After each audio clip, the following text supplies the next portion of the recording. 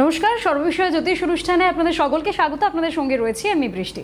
সর্ববিষয় জ্যোতিষ অনুষ্ঠান এবং অবশ্যই মাই সোলমেট অ্যাপ, খুঁজে নিন তাকে যে বোঝে আপনাকে। চটজলদি অ্যাপটিতে রেজিস্টার করুন, একবার দেখে আসুন অ্যাপটা, এবং তার পাশাপাশি আমাদের অনুষ্ঠানটাও দেখতে থাকুন টিভির পর্দার ওপার থেকে। সর্ববিষয় জ্যোতিষ অনুষ্ঠান আপনাদের ভীষণ পছন্দের অনুষ্ঠান ইউটিউবেও এবার থেকে রয়েছে, সিটিভিএন একেডি প্লাস। ইউটিউবে গিয়ে সার্চ করুন, সেখান থেকে এই মুহূর্তে সর্ববিষয় জ্যোতিষ অনুষ্ঠান লাইভ স্ট্রিম হচ্ছে।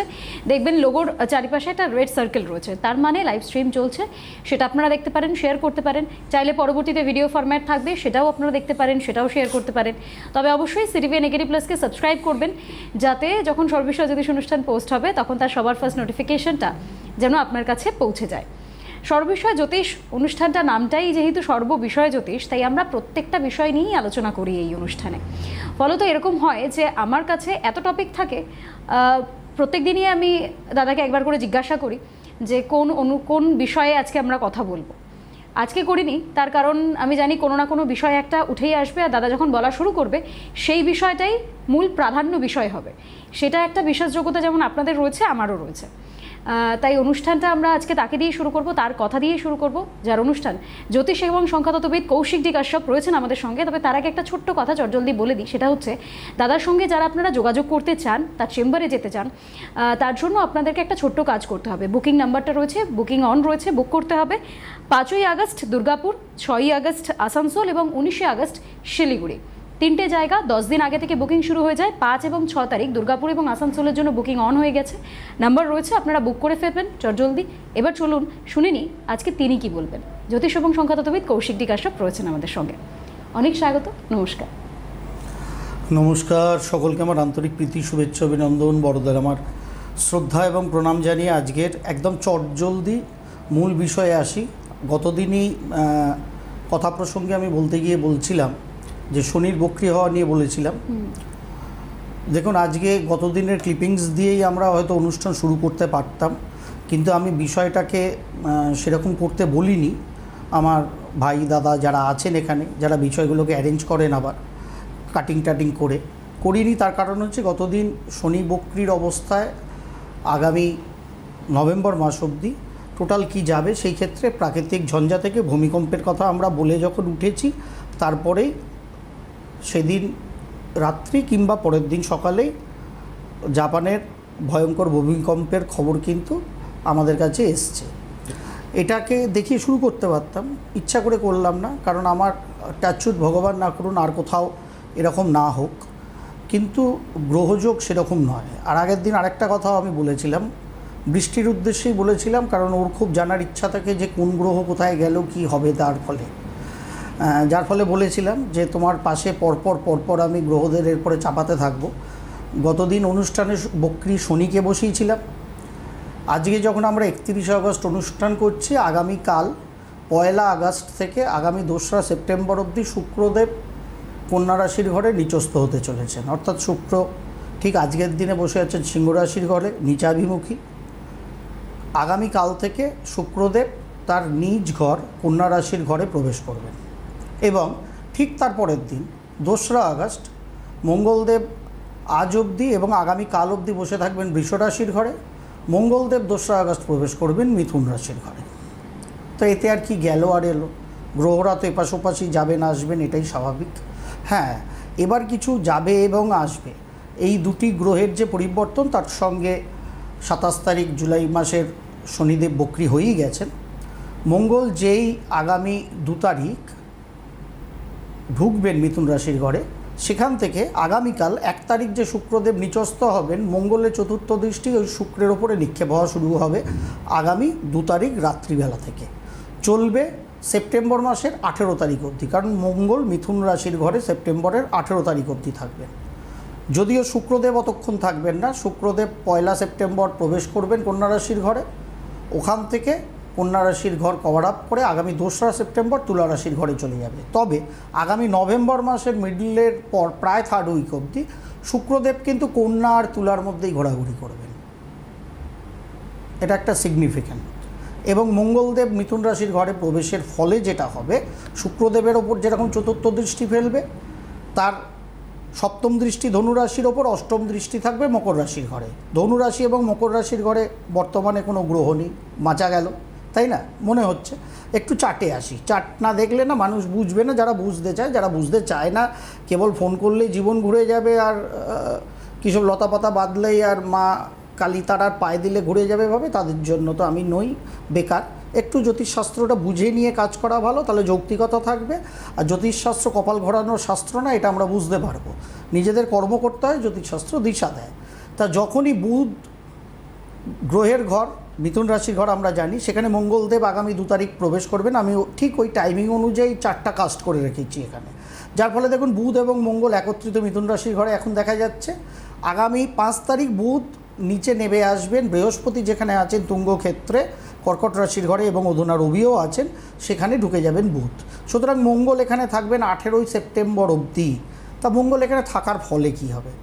দেখুন রাহু আগামী নভেম্বর মাসের লাস্ট উইক 25 তারিখ অবধি ট্রু রাহুকেতু এবং মিন রাহুকেতু হিসেবে 5ই ডিসেম্বর অবধি এই কুম্ভ রাশির ঘরে বিরাজ করছে। এবং রাহু বর্তমানে যাচ্ছেন কিন্তু ধনিষ্ঠা নক্ষত্রে, যে নক্ষত্রটা মঙ্গলের।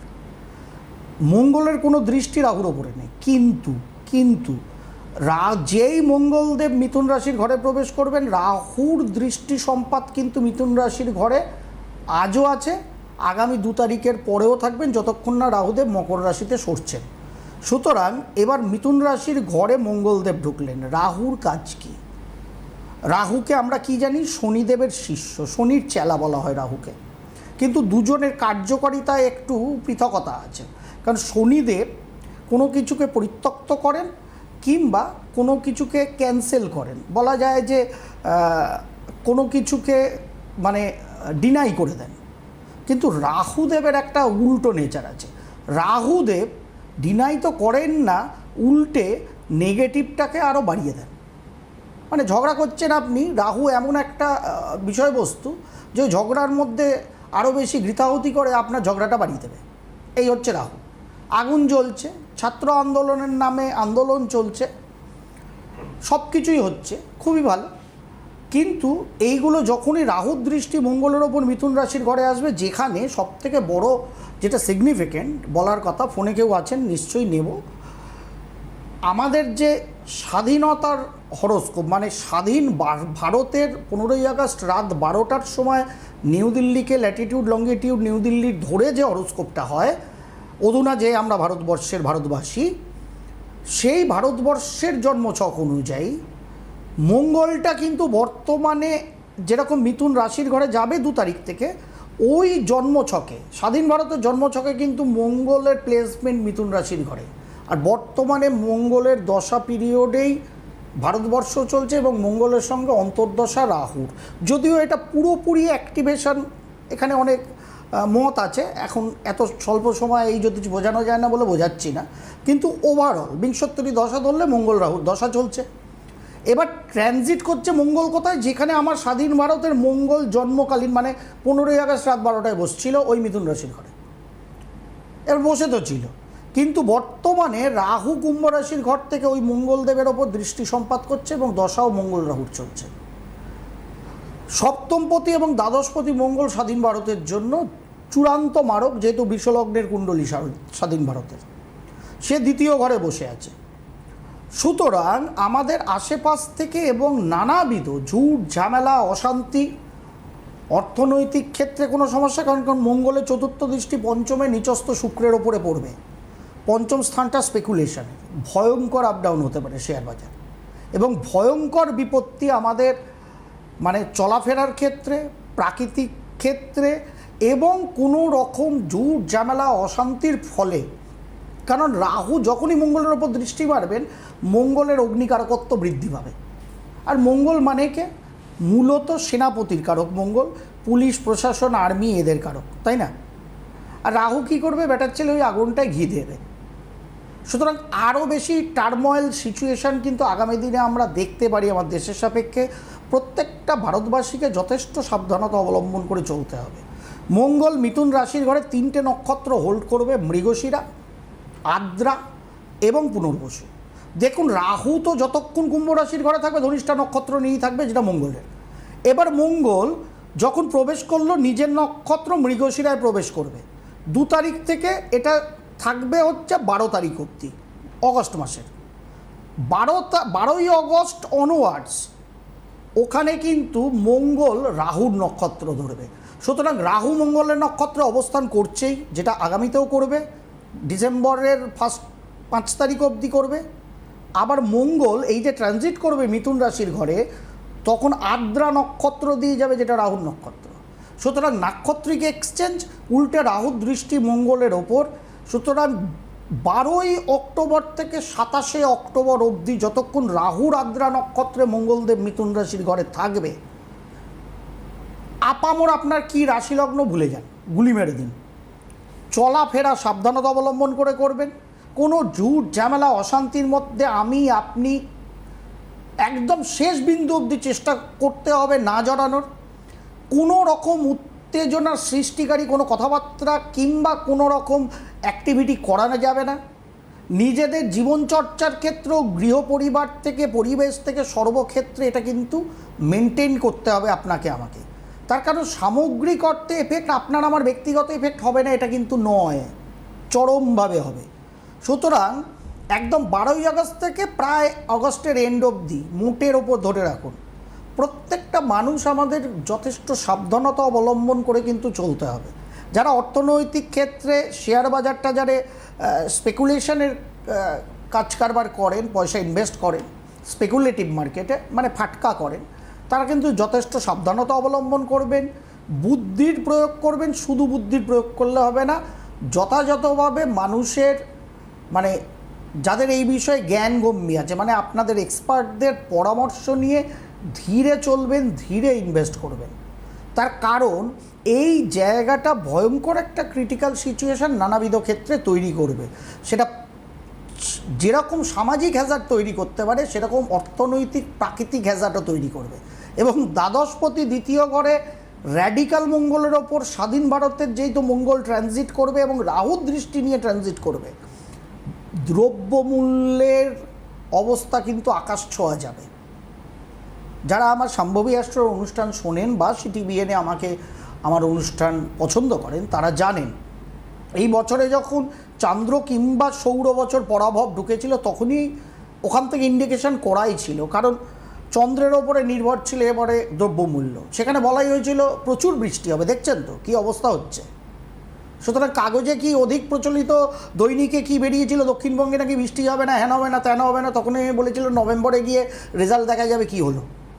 কারণ যতক্ষণ মৌসুমি বায়ুর প্রভাবে বৃষ্টি হবে, এরপরে মৌসুমি ফেরতের প্রভাবে বৃষ্টি হবে। সুতরাং হিসাব আমরা বছরের শেষে গিয়ে করবো, এখনও সময় আছে।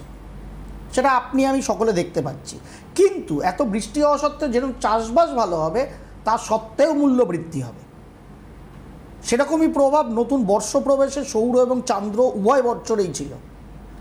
এই সেই এফেক্ট। অলরেডি দ্রব্যমূল্য বাড়ছে নানা কারণে, শুধু গালফ কান্ট্রিগুলোয় যুদ্ধবিগ্রহ, পেট্রোল ডিজেলের জন্য অনেক দিন ধরেই তো এই সমস্যায় আমি আছি, আমার দেশ আছে বলা ভালো, বা বিশ্বের অন্য দেশও আছে।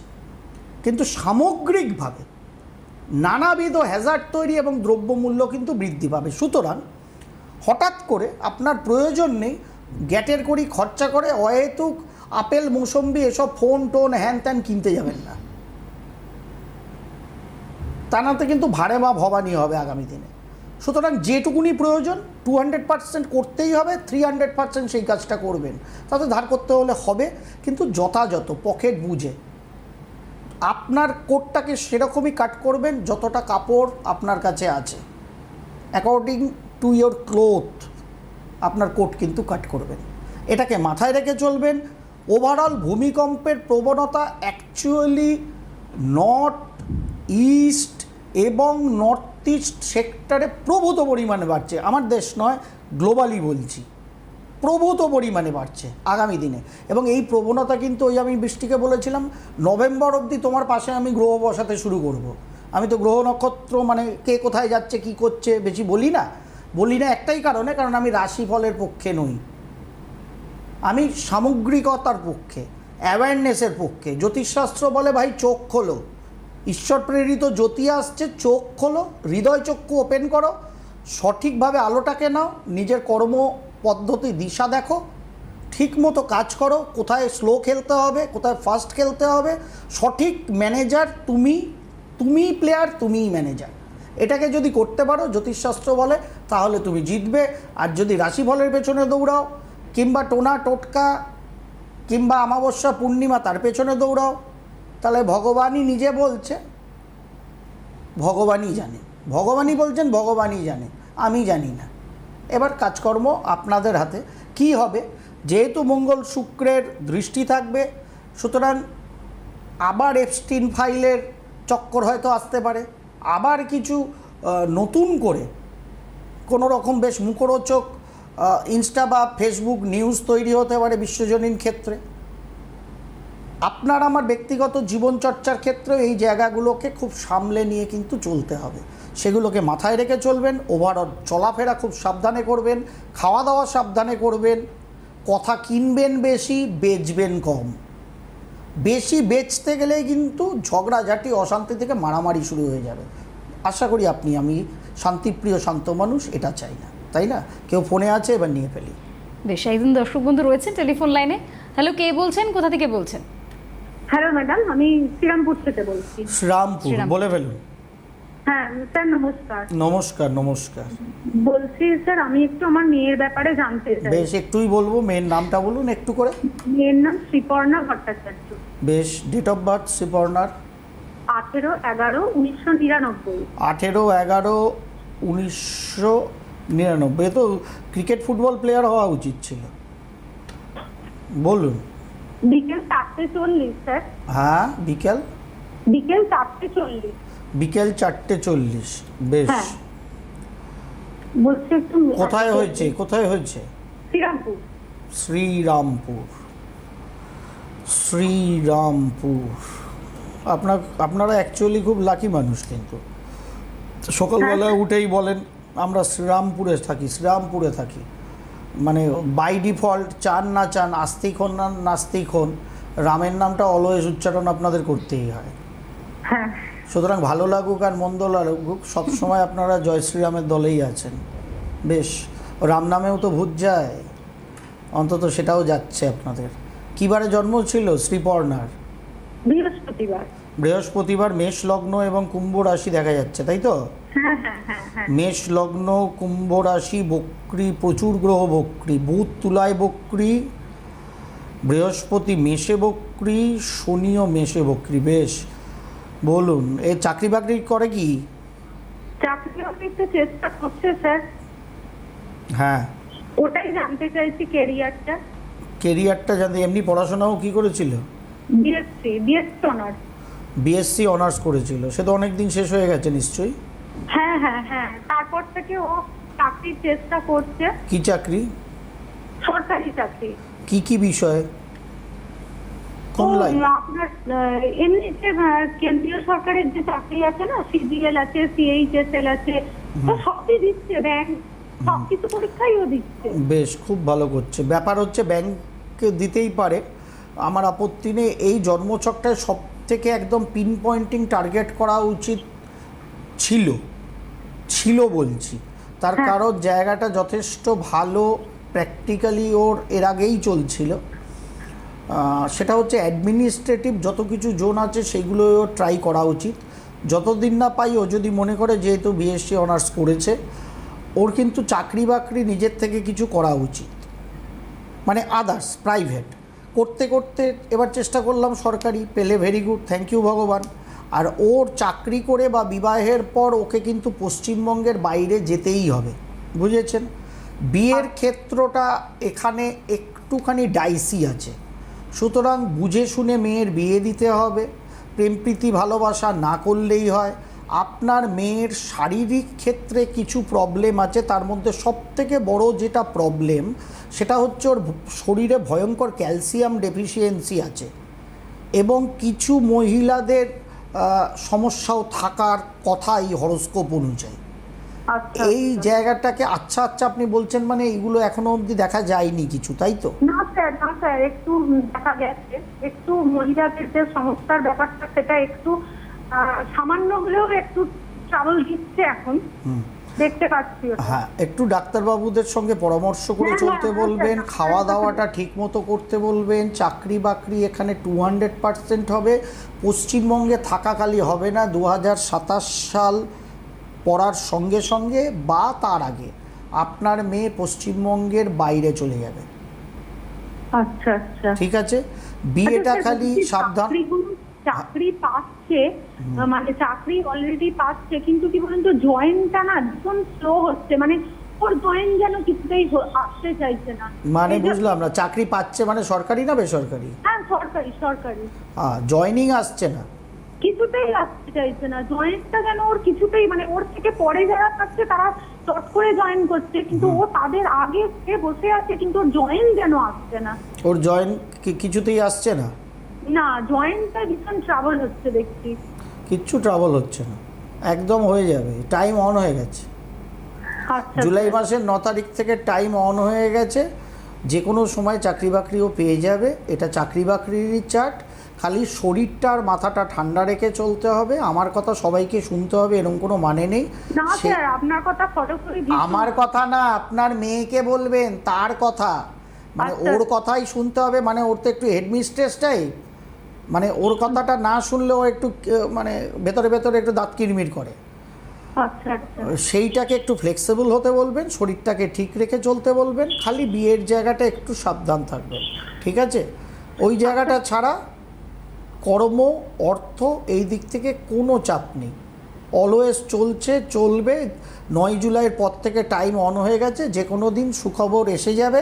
আপনার মেয়ে চাকরিতে জয়েন করে যাবে, যা চাকরিতে জয়েন করবে করবে, যদি তারপরে আরও ভালো কিছু পাওয়ার চেষ্টা করার ওর ইচ্ছা থাকে সেটাও পরবর্তী ক্ষেত্রে করতে পারে, চিন্তিত হওয়ার কিচ্ছু নেই, ঠিক আছে? হবে মানে ব্যাংক, মানে নাকি এমনি কোনো সেন্ট্রালের অন্য কোনো চাকরি? আপাতত যা পাবে সেটাতে জয়েন করতে বলবেন, কারণ সেন্ট্রাল স্টেট আমি ধরছি না, সেন্ট্রাল হওয়ারই বেশি চান্স, তাহলে বাইরে টাইরে যেতেও হতে পারে ওকে প্রয়োজনে, ঠিক আছে?